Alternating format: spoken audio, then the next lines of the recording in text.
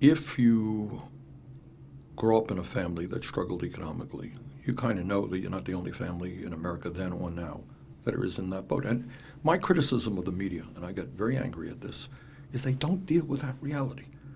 Okay, you know why Donald Trump was elected president? One of the reasons he was elected president is people turn on the TV and nobody is talking about the lives of working class people, black and white and Latino, who are struggling to put food on the table, to pay their rent. You got, I don't know how many millions of people paying 40, 50, 60% of their limited incomes in housing. Who's talking about that? Well, I know a little bit about that. So my background shapes what I do politically. So what does it mean? I look around this country and I see, starting with the little kids. You tell me, this is the wealthiest country in the history of the world. We're seeing a proliferation of billionaires. Why do we have the highest rate of childhood poverty of almost any major country on earth? I mean, do we talk about it?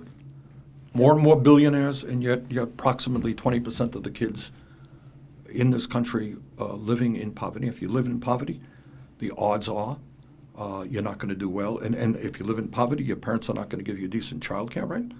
Every psychologist in the world tells us that 0 through 4 are the most important intellectual and emotional years of a human being's life.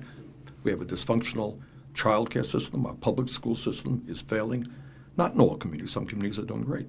But in many communities, often minority communities, inexperienced teachers, underpaid teachers, families that are dysfunctional, kids who are, not doing well.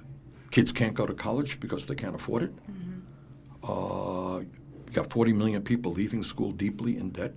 Are you one of those? I absolutely am.